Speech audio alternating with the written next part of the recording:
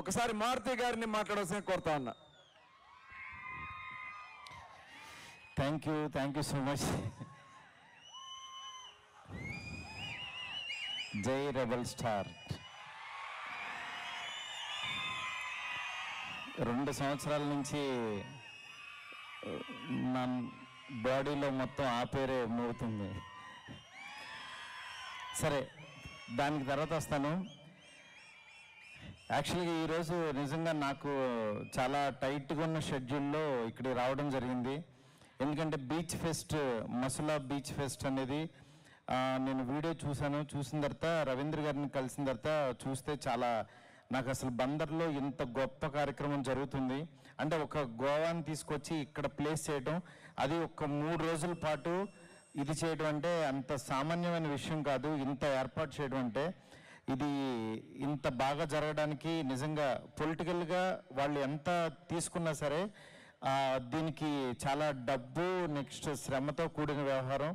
అలాంటిది మీ అందరి కోసం ఇంత పెద్ద ప్రోగ్రామ్ని తీసుకొచ్చారంటే నిజంగా ఇలాంటి నాయకులు ఉన్నందుకు మీరు చాలా చాలా చాలా చాలా ఆనందపడాలి.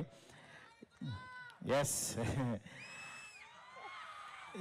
నెక్స్ట్ ఇంకొకటి ఏంటంటే, నేను యాక్చువల్ ఇక్కడ నుంచి 1999 ఎండింగ్లో హైదరాబాద్ వెళ్ళాను.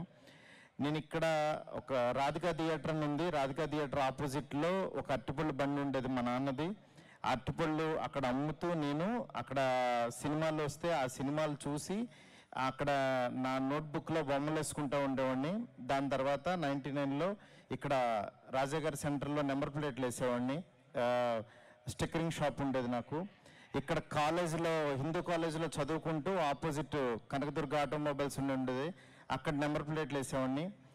ఇవన్నీ ఎందుకు చెప్తున్నానంటే, నిజంగా ఒక మనిషి కష్టపడితే ఎంత దూరం వెళ్తాడు అనడానికి లివింగ్ ఎగ్జాంపుల్ నేనే.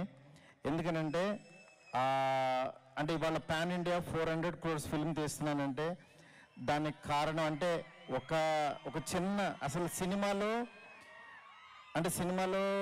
అసలు చిన్న మామూలుగా అవకాశం వస్తుందా రాదా అని అనుకుంటూ ఉంటారు చాలామంది. కానీ అవకాశం వస్తుంది. ఎందుకంటే అవకాశం అని కాదు, ఇప్పుడు ఇంకా ఆపర్చునిటీస్ చాలా ఉంటాయి. డెఫినెట్గా మీకు ప్రూవ్ చేసుకోవడానికి చాలా చాలా మంచి అవకాశాలు ఉన్నాయి.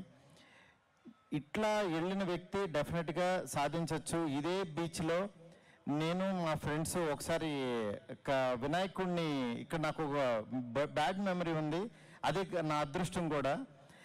యాక్చువల్గా వినాయకుడిని తీసుకుని అలా లోపలికి వెళ్ళిపోయాం, నిమజ్జనంకి వెళ్ళిపోయి మళ్ళీ బయటికి రాలేకపోయాం. 3 ఉంటే ఎవరు కాపాడారో ఆ రోజు. నిజంగా మళ్ళీ ఈ బీచ్లో ఫెస్టివల్ జరగడం, మళ్ళీ ఇక్కడ నేను మాట్లాడటం, ఒక సెలబ్రిటీగా రావడం అనేది నిజంగా నా అదృష్టం.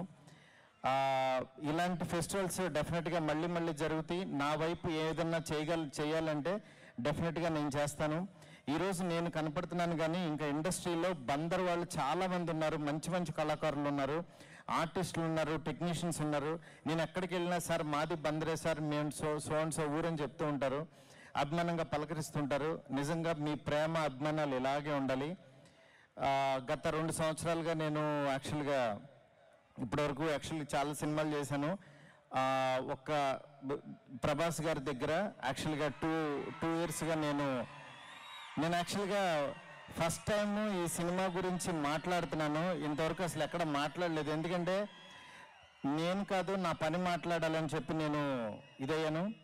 మీ ఫ్యాన్స్ మీరు నా దగ్గర నుంచి, ఆయన దగ్గర నుంచి ఏం ఎక్స్పెక్ట్ చేస్తున్నారో, మీరు ఎక్స్పెక్ట్ చేసేదానికంటే 1% ఎక్కువ ఇస్తాను, అందులో డౌటే లేదు.